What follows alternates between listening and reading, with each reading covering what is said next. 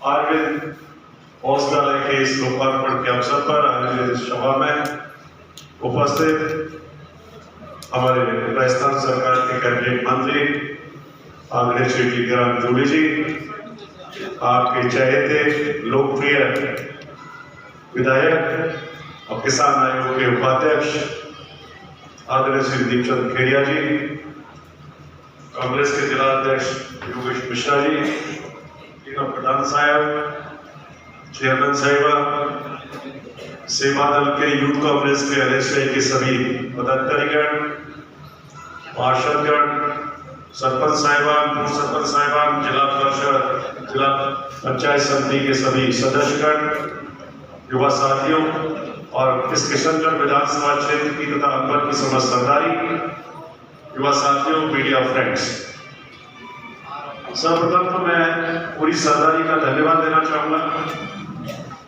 कि आज आप यहाँ पधारे और इस लोकार्पण समारोह के गवाह बने। साथ ही धन्यवाद देना चाहूंगा खेड़िया जी का कि मेरा यहाँ जो अभिनंदन करवाया, स्वागत करवाया विभिन्न समाजों के द्वारा और विशेष रूप से जो आग्रह किया गया मेरे स्वयं के समाज अग्रवाल समाज के द्वारा। खेड़िया जी बोले कि हैं तो ये बीजेपी के वोटर, मैं मानता हूँ खेड़िया जी, बीजेपी ने इस वैश्य समाज की वोटिंग लेने का काम करता है, इनको देता कुछ नहीं है और ये हमेशा ठगासा महसूस करते हैं और हम उनसे बराबर अनुरोध करते रहे कि भाई आप देखो कौन व्यक्ति आपका है, अपना है, जो आपके लिए लड़ सकता है। तो मैं समझता हूँ दीपचंद खेड़िया से बढ़िया आदमी आपको कोई नहीं मिलेगा।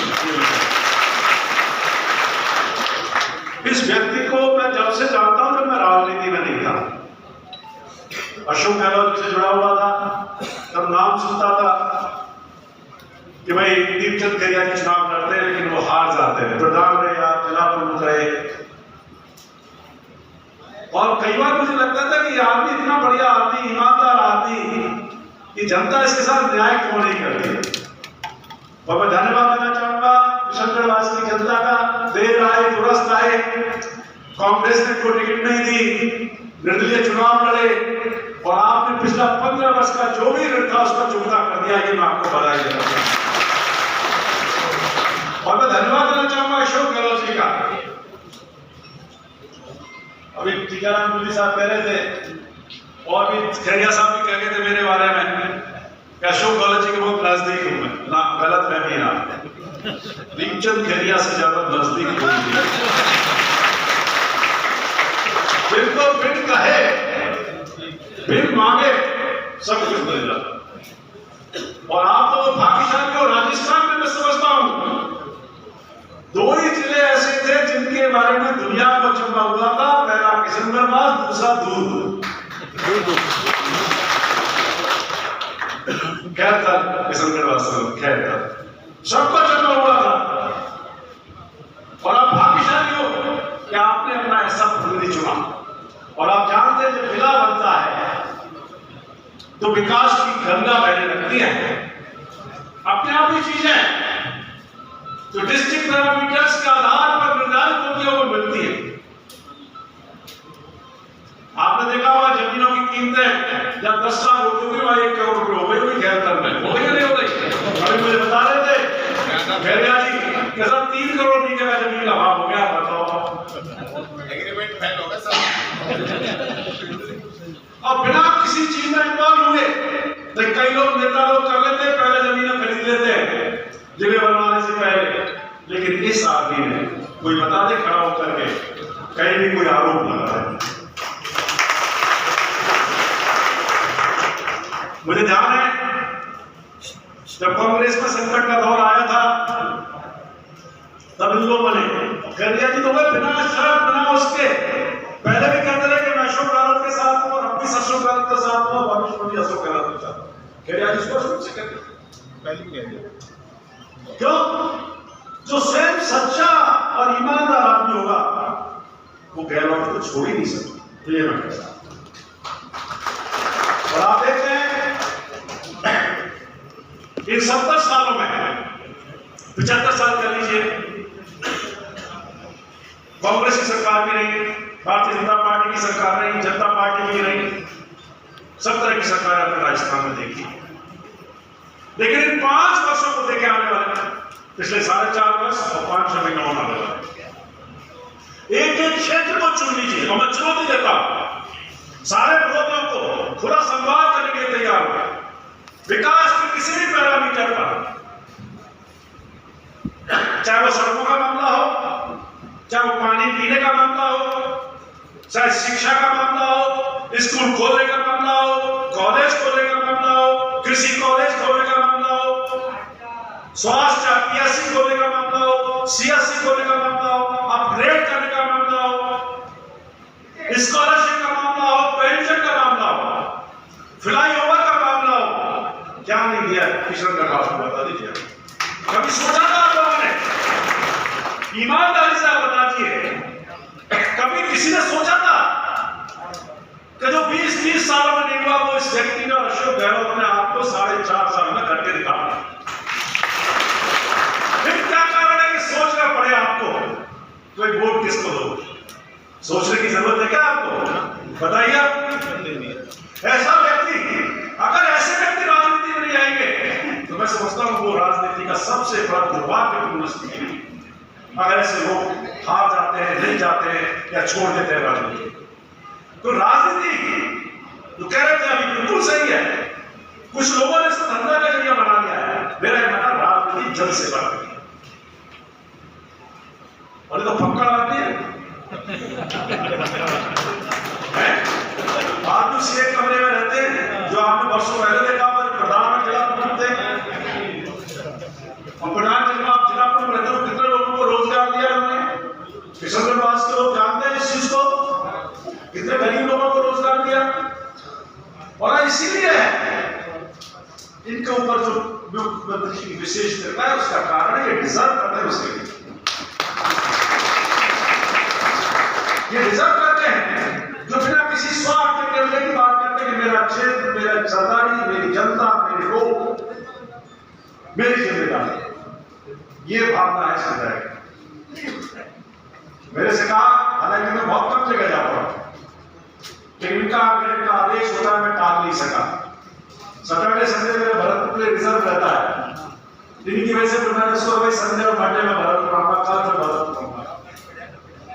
तो इनका जो प्यार है, इनका जो स्नेह आशीर्वाद तो बहुत मुझे है, इनकी जब भी मैं मिलता हूँ, बात करता हूँ, और इसलिए आज मैं इस खैर पर इस भूमि पर, भगवान भरत की भूमि है, और इस भूमि में प्रवेश किया। पहले लक्ष्मी नारायण भगवान के दर्शन करने का प्रोग्राम आया, वहां भी मैंने प्रार्थना की कि सरकार रिपीट हो और भीमचंद खेतर दोबारा है एमएलए बने।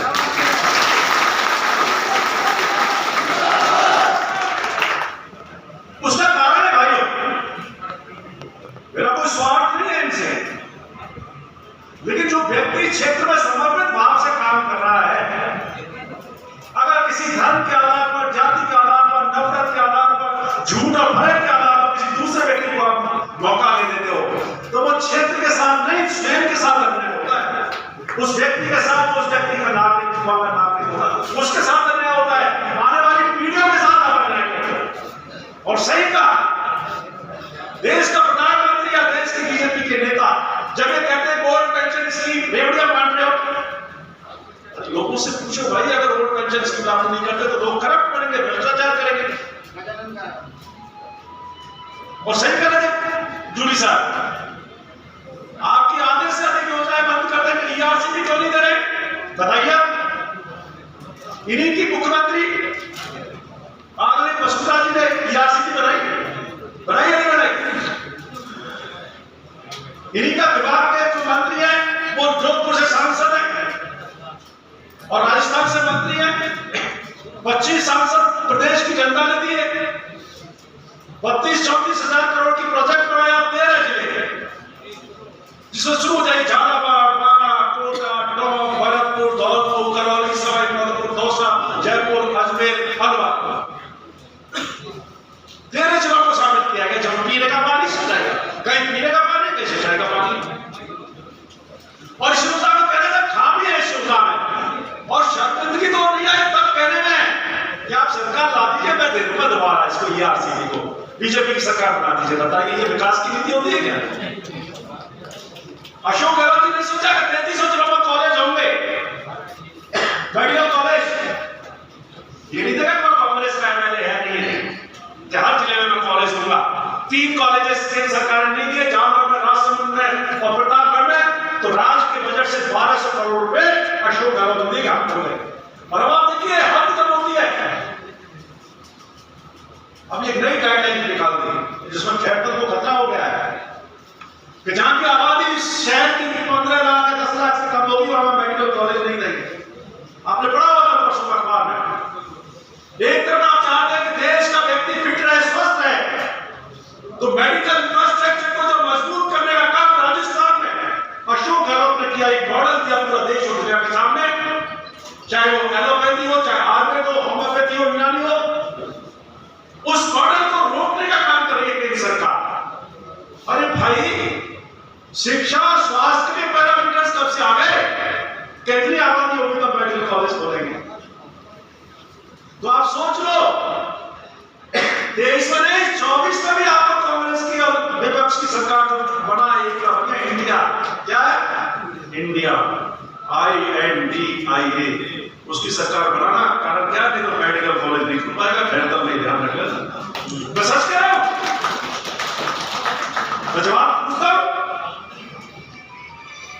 हेल्थ मिशन हुआ था, नेशनल हेल्थ मिशन, अगर किसी ने नहीं पढ़ा हो, 6-7 मिशन लागू किए थे राजीव गांधी ने। तो उसमें ये नीति में था कि देश के हर जिले में मेडिकल कॉलेज खोला जाएगा। ये तब किया इसकी। और जब गुलाम नबी आजाद हेल्थ मिनिस्टर से जब 14 कॉलेजेस की 6 या 14 कॉलेजेस की घोषणा हुई, तब की ये पॉलिसी। और अब क्या कर रहे हैं? अब एक तरह से 10 से 15 लाख की आबादी से कम शहर होगा वो मेडिकल कॉलेज। भैया फिर तो खैरताल, किशनगढ़, इनका कभी नंबर नहीं आएगा, भरत का नंबर कट जाता।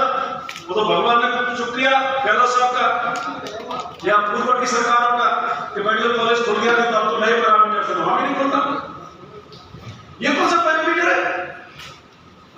मैं आपको बताना चाहूंगा, मैं जहां से विधायक हूं, मेरे यहाँ 3 PSC मेरे विधानसभा क्षेत्र में ग्रामीण में 24 क्लब, आज 12 PSC हो गए। अगर ये क्राइटेरिया पैरामीटर चलते तो हो जाता कल्याण, कोई भी PSC नहीं होती। तो आदमी को हेल्थ और शिक्षा उसके द्वार पर मिलनी चाहिए। आज जनता क्लिनिक खोलने का काम किया है हमारे मुख्यमंत्री अशोक गहलोत ने। मेरे यहाँ खुले 6 जनता क्लिनिक खुले। गरीब आदमी को उसी की बस्ती में, उसी मोहल्ले में इलाज मिल रहा है, दवाइयां फ्री मिल रही है। योजनाएं तो आप जानते हैं, मैं उसको रिपीट नहीं करना चाहूंगा। 10 फ्लैगशिप योजनाएं जो कैंपों के माध्यम से आपको दी है, उसमें सारा जूली साहब ने और सबने, गैरिया साहब ने, सबने ऊपर प्रकाश डाल दिया है। प्रधान जी ने भी प्रकाश उसके ऊपर डाला, मैं इसको रिपीट नहीं करूंगा। लेकिन एक योजना को देखिए और प्रत्येक व्यक्ति को, अगर पूरे राजस्थान, अगर प्रत्येक व्यक्ति का उस लाभ देने तो कम से कम, जैसे दुर्घटना का बीमा है, वो गरीब आदमी कभी भी, भगवान ना करे किसी के घर में दुर्घटना से मौत हो या कोई मौत हो, लेकिन ये सब ऊपर वाले के हाथ में, हमारे हाथ में है नहीं। दुर्घटना हो जाए 10 लाख रुपए का बीमा मिलता है। मेरे को बता दें, मिडिल क्लास आदमी, लोअर मिडिल क्लास आदमी जिंदगी में 10 लाख रुपए इकट्ठा नहीं कर सकता बैंक खाते में। कर सकता है क्या? कम से कम 60%, 70% पॉपुलेशन ऐसी होगी जिसके 2 लाख 4 लाख रुपए बैंक अकाउंट में नहीं मिलेंगे। और वो काम किसने किया? अशोक गहलोत ने। 10 लाख रुपए मिलता है, अगर बैंक में जमा करा दो 70,000 रुपए साल की ब्याज मिनिमम आपको 7 रुपए के 7% सैकड़ा की ब्याज मिलेगी, तो 72,000 70,000 रुपए मिलता है। वो आर्थिक मजबूती देने का काम कौन सी सरकार कर रही है? हमारी सरकार कर रही है, अशोक गहलोत सरकार। इनके पास कुछ नहीं है। कभी लाल लाइन लेकर आते हैं, कभी महिला अत्याचारों की बात करते हैं, कभी दलितों की बात करते हैं। अरे भाई, ये तो मान के चलिए क्राइम तो होगा, पॉपुलेशन जितनी बढ़ेगी क्राइम रेट बढ़ती है, लेकिन सरकार का दायित्व होता है, कानून प्रशासन का दायित्व होता है आरोपियों को पकड़ना, उनको सजा दिलवाना, ये कानून का काम होता है। और वो काम राजस्थान में हो रहा है, ये मैं कह सकता हूँ। कोई भी घटना हुई, नौकरियां पूरे देश में सबसे अधिक नौकरियां राजस्थान में दी है सरकारी क्षेत्र में। मैं चुनौती दे रहा हूं, और किसी भी राज्य को चुनौती दे रहा हूं। 1 लाख 85,000 लोगों की तो भर्ती की जा चुकी है। और वो जब पेपर लीक की घटनाएं हुई, जितनी भी हुई, सबसे बड़ा कानून सरकार लेके आई। ऐसा बड़ा कानून अभी कोई देश का कोई राज्य सरकार लेके नहीं आई। हिम्मत तो है यूपी में, व्यापक घोटाला हुआ मध्य प्रदेश में, दबा दिया गया, हजारों लोग मर गए, आज तक वो सीबीआई और कहीं नहीं गया वो केस। तो मैं कहना चाहूंगा कि एक ऐसे संकल्प के साथ जो सरकार काम कर रही है, और उस संकल्प एक ही है, इस राजस्थान को विकास की ऊंचाई पर ले जाना। आम और गरीब आदमी किसी भी वर्ग का हो, ईडब्ल्यूएस के आदमी, अपर समाज के लोग बैठे, ब्राह्मण समाज के लोग बैठे, या अपर क्लास के ईडब्ल्यूएस आते हैं, उसको सरलीकरण करने का काम किसने किया? केंद्र का क्या मापदंड थे? 100 गज का जमीन होगी या मकान होगा, उसको लाभ नहीं मिलेगा। आर्थिक आधार पर जो आरक्षण का लाभ दिया, उसको किसने खत्म किया? अशोक गहलोत ने किया। वो भाजपा के राज है, और आज इसकी वजह से वो लोग चुन रहे हैं, चयन करके भर्तियों में आ रहे हैं। और आपको कहना मैं एससी एसटी और ओबीसी का आरक्षण, ये मुझे कुछ दिन पहले इससे मालूम पड़ा, जो आज 16% है। अशोक गहलोत की तो सरकार बनी थी 98 में, तो 6% से 12% और 8% से 16%, और ओबीसी का 31% किसने दिया था? बताइए आप। अशोक गहलोत सरकार ने दिया था। और आज हर समाज को लेकर आगे चल रहे हैं, छोटे छोटे समाज को। कितने वोट प्रजा कल्याण को, कुमावों के लिए, कुमारों के लिए, सबके लिए, छोटी छोटी जातियों के लिए, बघेल समाज के लिए, प्रजापतियों के लिए, सबके लिए लोक कला बोर्ड कम से कम 30-35 तक, जिससे कि समाज का वो वंचित वर्ग जिनकी आवाज नहीं आ पाती है, उनके लिए कल्याण के विकास के लिए बोर्ड बनाया जाए। और उसमें सब लोगों को मौका मिलेगा। आप में से कोई भी उसमें बन सकता है, सदस्य बन सकता है, उपाध्यक्ष बनेगा, अध्यक्ष बनेगा। कितने लोगों की आवाज सरकार तक पहुंचेगी, कितना पैसा उनके माध्यम से विभिन्न योजनाएं, चाहे स्कॉलरशिप की हो, चाहे स्कूल खोलने का मामला हो, सब है। और जब मैं आयुष मंत्री हूं, मैं चुनौती दे रहा हूं पूरी केंद्र सरकार को, राज्य और विरोधियों को। जितना काम आयुष के क्षेत्र में राजस्थान में हुआ है, हमने हर संभाग हेडक्वार्टर पर इंटीग्रेटेड कॉलेजेस, जिसमें आयुर्वेद और योग नेचुरोपैथी का कॉलेज खुले हैं। इसके अलावा सीकर प्राणा अलग से खुले। यूनानी 3 ये पद्धतियां जो है, आयुर्वेद, होम्योपैथी, यूनानी, लोग जानते नहीं है इसको, बहुत कम जानते हैं। आयुर्वेद को भी लोग जानते हैं, होम्योपैथी का नाम जानते हैं, लेकिन ये निरोगी राजस्थान का जो संकल्प है हमारे माननीय मुख्यमंत्री का, उसको पूरा करने में आयुष का बड़ा महत्वपूर्ण स्थान है। हमने हर ब्लॉक पर होम्योपैथी की सुविधाएं होंगी, विज्ञापन निकाल दिया। 787 पोस्टों का तो हमने आयुर्वेद डॉक्टर्स का विज्ञापन निकाल दिया, 1-1.5 महीने में भर्ती कर देंगे। 350-450 के करीब होम्योपैथी डॉक्टर्स का कर दिया है। यूनानी का हमने 150 के करीब शायद यूनानी का कर दिया है। यूनानी हमारे मुस्लिम समाज के लोग भी होंगे। पहली बार पूरे देश में हम करीब 125 जगह यूनानी हॉस्पिटल्स खोल रहे हैं, यूनानी हॉस्पिटल्स जहां दवाइयां ठीक नहीं, आयुर्वेद की हवा करते यूनानी। ये काम किसी राज्य में नहीं हुआ। मैं मुख्यमंत्री अशोक गहलोत से धन्यवाद देना चाहूंगा, जो मैं स्वयं जानता हूं, यूनानी का प्रयोग करता हूं, होम्योपैथी का भी करता हूं, जरूरत पड़ने पर होम्योपैथी का भी करता हूं। मेरी वाइफ आज यूनानी की जो है एलोपैथी लेती है, अच्छी दवा है, उसका प्रभाव अच्छा होता है, साइड इफेक्ट नहीं होता है। एलोपैथी की अपनी जगह, उसका भी अपना महत्व है, लेकिन हम जैसे कहते हैं ना, मिक्स ब्लेंड होता है। उसी तरह से ये है कि ये भी एक विकसित का काम करती है, कहीं आयुर्वेद बहुत अच्छा काम करती है, कहीं होम्योपैथी बहुत अच्छा काम करती है, तो उस क्षेत्र में भी काम कर रहे हैं। 33 जिलों में हमने योग नेचुरोपैथी के हमने टीचर्स लिए, योग नेचुरोपैथी के कॉलेजेस हम खोल रहे हैं। ये योग की बात करते हैं, योग तो पुरातन काल से चला रहा है। उस योग को बढ़ावा देने के लिए, नेचुरोपैथी को बढ़ावा देने के लिए राजस्थान सरकार ने जितना काम किया है, वो भारत सरकार के सेक्रेटरीज कहते हैं कि सर राजस्थान हमारे लिए मॉडल है आयुष के क्षेत्र में, और यही कर रहा है। आज मेरा सौभाग्य है कि आज लोकार्पण किया गया खेलिया जी के विधानसभा क्षेत्र में, मुझे खुशी है इस बात की। लेकिन भाइयों, आपसे एक ही चीज करते हुए बस सकते, तो क्या कार्यकर्ता लोग किए, अब समय आ गया है, उठो, जागो, संघर्ष करो और लक्ष्य को प्राप्त करो। अपना पराया मंदिर सब भूल जाओ, अब एक ही लक्ष्य है, क्या? ये एक लक्ष्य है कि सरकार दोबारा रिपीट हो। उसका कारण है कि अगर ये आप रिवाज को चलाओगे ना कि सब एक बार हो तो लोगों से विकास का विश्वास हट जाएगा, कोई विकास नहीं कर पाएगा। तो क्या दिक्कत है, बैठो आराम से यार, करने लगा देंगे इस बात की। तो इस मिथ को तोड़ना पड़ेगा। अगर आप चाहते हैं कि इस विकास की प्रक्रिया जो शुरू की है, विकास की जो दौड़ का काम जो शुरू किया ने, इसको आप धरातल पर देखना चाहते हो और आप चाहते हो तो ठहर कर सब कुछ सुविधाएं मिले, तो राजस्थान में अपने सरकार बनाना जरूरी है, नहीं तो फिर दिक्कत हो जाएगी। मैं आपको बता रहा हूं। और कहते हैं वोट पेंशन स्कीम में आगे विरोध कर रही है भारत सरकार, हमारा पैसा तो वापस नहीं कर रही है, ये आरसीपी योजना को रोक दिया गया है। अब बताइए, पानी में राजनीति, पानी, शिक्षा, स्वास्थ्य, बिजली, हवा, इसको कोई राजनीति होती है क्या? राजनीति करो, मुद्दों पे करो, विकास पे करो। आप आंकड़े खाइए, मैं चुनौती दे रहा हूं, थोड़ा संवाद करने के लिए तैयार हूं कि हमारी सरकार के 4.5 साल, उनके टोटल पिछले जो 10 साल सरकार रही, आप तुलना कर लेना किसके सरकार में ज्यादा काम हुआ, किसके काम में ज्यादा इनकम बढ़ी हो। कभी एमपी की शक्ल देखी आपने? बताइए। मैं खुद देखता हूं, मेरे विधानसभा क्षेत्र के लोग एमपी के लिए तरसते हैं। एक बार मैं मजाक में कहता हूं, एमपी के पास तो नहीं जाते, अरे साहब उसके पास क्या जाए, और एक पैसा विधानसभा क्षेत्र में नहीं दिया। बस क्योंकि हम कई बार मुद्दों के आधार पर वोट करने के बजाय व्यक्ति को प्राथमिकता देने के आधार पर बजाय के कुछ भावनाओं में फैल जाते हैं। भैया 75 साल में इस देश को कोई खतरा नहीं हुआ।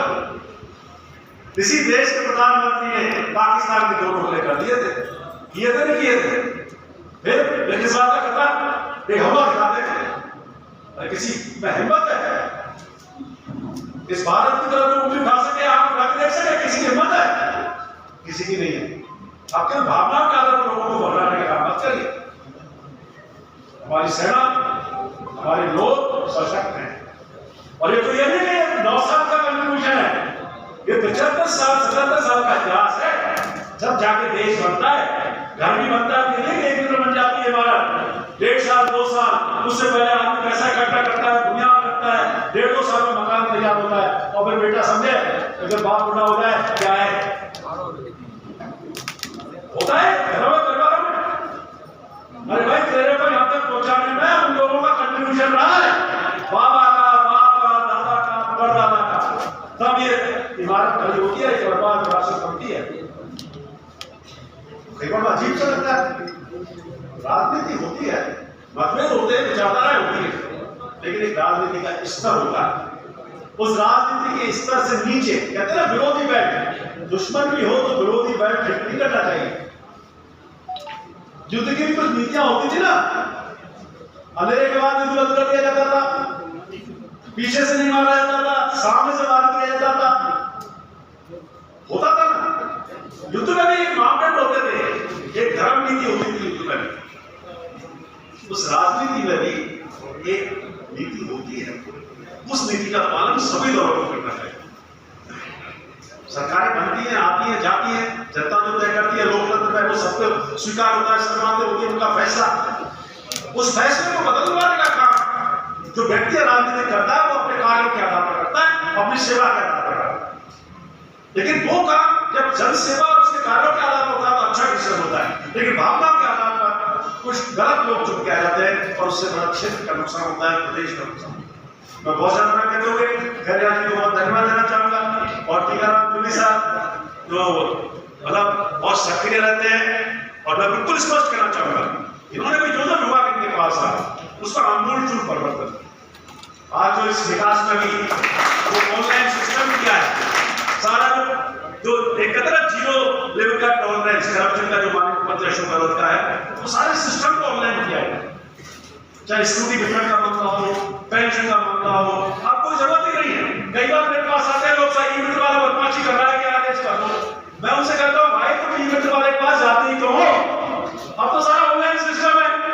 वो बहकाते कई बार क्या करता है, गरीब आदमी के अनपढ़ आदमी है, ई मित्र वाला अपना मोबाइल नंबर डाल देता है, बजाय उस बेनिफिशियरी के अपना मोबाइल नंबर डाल देता है, तो उस व्यक्ति को पैसे मिलता नहीं है और वो उसके पास आता है, वो आपसे कांटेक्ट करता है या उसका आदमी करता है और फिर कहते हैं साहब अंदर कुछ करो जब मैं करवा दूंगा। अरे वो कोई नहीं करवा सकता। जो सिस्टम अगर ऑनलाइन है, आपका वेरिफिकेशन हो गया, आपने सब डॉक्यूमेंट्स का अपलोड कर दिया, तो कोई भी व्यक्ति उसको स्वीकृत नहीं करा सकता। एक आम आदमी की धारणा है, तो इस धारणा को तोड़ने का काम हमारे युवा मंत्री हैं, मेरे से तो बहुत जूनियर है, वैसे सीनियर है राजनीति में, मैं तो बहुत भाग्यशाली हूँ, पहली बार में एमएलए बना, पहली बार में मंत्री बना दिया मेरे को, तो मैं तो बहुत भाग्यशाली हूँ। मेरे को तो राजनीति का लोग नहीं है, मैं तो शिक्षक रहा पैसे से, और शिक्षक के रूप में मेरी राजनीति का जरिया भी कोई शिक्षक है, वही रहता है दिल में। और इसलिए मन में बहुत पीड़ा होती है कि राजनीति में कुछ ऐसे लोग जो राजनीति को खराब करते हैं, ऐसे लोगों से हमें निश्चित रूप से दूर रहना चाहिए, सतर्क रहना चाहिए। और मुझे आज खुशी है इस भूमि पर मुझे, वैसे तो मैं संदर्भ आज तो पहले आया हूँ कॉलेज, जब मैं कॉलेज शिक्षकता की किया करता था तब मैं एक दो बार कॉलेज में आया हूँ, खैर तक प्रॉपर कैसे मैं पास होता रहा हूँ, लेकिन आज पहली बार मुझे मौका मिला और सबसे बड़ा धन्यवाद देना चाहूँगा खैरिया जी की और पूरी टीम का, कि मुझे आज लक्ष्मी नारायण मंदिर के भगवान लक्ष्मी नारायण के जो दर्शन करने का भी मौका मिला। बड़ा अच्छा मंदिर लगा, बड़ी शांति मिली मुझे जाके, वहाँ भी प्रार्थना की कि भाई देश प्रदेश और क्षेत्र में खुशहाली रहे, अमन चल रहे, भाईचारा बना, क्योंकि अल्टीमेटली देखिए भाईचारा नहीं है ना तो कितना भी विकास करवा लो वो खत्म हो जाता है। देख रहे मणिपुर में क्या हो रहा है, यूक्रेन जैसी हालत हो रही है मणिपुर की, तो भाईचारा बना रहे, प्रेम आपसी सद्भाव बना रहेगा तो आपको विकास के लाभ भी मिलेंगे। अगर ये डिजिटल हो गया तो भैया कितना भी विकास कर लो तो इसका लाभ नहीं मिलता। मैं पुनः इन सब लोगों के साथ आप सब लोगों को बहुत बहुत शुक्रिया अदा करता हूँ, और निश्चित रूप से भी आयुष के क्षेत्र में जो भी होगा उसको प्राथमिकता के साथ बेहतर जिले में होगा, निश्चित रहिए। और आपकी पूरी टीम का धन्यवाद देना चाहूंगा, युवा टीम, आपकी पूरी सभी प्रधान होगा, जनप्रतिनिधि होगा, मंच पर बैठे हुए सारे लोग जिसका मैं नाम नहीं ले पाया हूँ, उन सबका क्या मैं जो स्वागत अभिनंदन किया इस कार्यक्रम में शिरकत की, मैं अपनी ओर से, सरकार की ओर से, माननीय मुख्यमंत्री जी की ओर से धन्यवाद देना चाहूंगा और आभार व्यक्त करना चाहूंगा। एक शानदार कार्यक्रम आपने आयोजित किया और पुणे फिर निवेदन करूंगा ऐसा जनप्रतिनिधि आपको गलती कर दी तो दोबारा नहीं मिलेगा, इसकी गलती मत करना।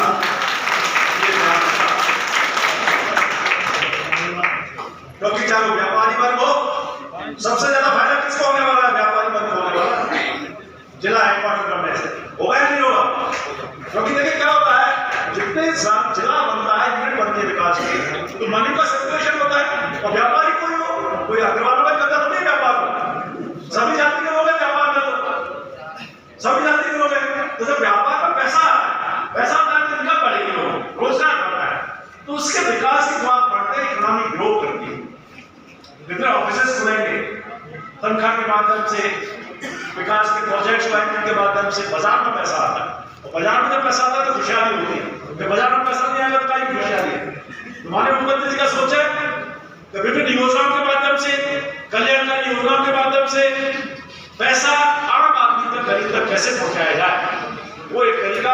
बाकी योजना तो बहुत सारी है, इंदिरा गांधी रसोई योजना, आप देखो 16 रुपए का रोजाना खाना खाओ, 2 लाख का 16 रुपए का, बाकी पैसा सरकार दे रही है, बाकी 150 रुपए किलो टमाटर आ रहा है, 200 रुपए किलो टमाटर पे बात नहीं करते, कहाँ गया टमाटर? तो उधर आपको 16 रुपए 8 रुपए का एक टाइम का खाना, और बैठा के आप खिलाते हैं। नगर पालिका तो गाँव में भी शुरू हो रही है, ग्रामीण क्षेत्र में भी आइडेंटिफाई कर दी है, इंदिरा गांधी रसोई योजना शुरू हो जाएगी वहां भी, और इन बच्चों को बड़ा फायदा है जो पढ़ने जाते हैं शहरों में, क्योंकि होटल में खाना जाएगा तो कम से कम 100 रुपए लगेगा, किसी ढाबे में खाना खाएगा, और इंदिरा गांधी रसोई में जाता है बच्चा तो 8 रुपए में खाना खा जाता है। तो बड़ी लोकप्रिय हो रही स्टूडेंट्स में, जो बच्चे हॉस्टल में रहते हैं या कमरा लेके रहते हैं, किराए पे रहते हैं, जयपुर में, अजमेर में, उदयपुर में, कोटा में, बीकानेर में, इससे बढ़िया खाना मिल सकता है और बैठा के खाया जाता है। 2 सब्जी मिलती है, घर में तो जनरली 1 सब्जी बनाते हैं, आप बता दो यार, मुश्किल से 50 लोग होंगे जिनके 2 सब्जी बनती होंगी, मेरे यहाँ तो 1 ही सब्जी बनती है, ठीक नहीं जरूर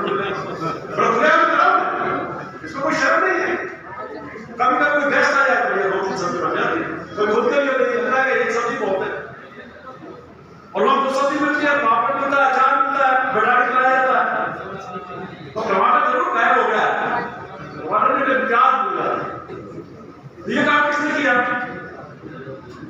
अशोक गहलोत 100 यूनिट बिजली दिया 2000 यूनिट किसान मिले। और एग्रीकल्चर में इतनी होता है कि मेरे को जानकारी नहीं है, लोग हमारे फायदा नहीं उठाते। तारबंदी जो भी अप्लाई करता है उसको तारबंदी का पैसा स्वीकृत हो जाता है। तो इस बहुत सारी चीजें, लेकिन इस विकास की रफ्तार को आप बनाए रखना चाहते हैं और आप चाहते हैं कि खैर आने वाले दिनों में बहुत अच्छा जिला बने, तो पुनः सरकार बनाइए और पुनः घुमाइए। जय हिंद, जय भारत। बहुत बहुत धन्यवाद। 5 मिनट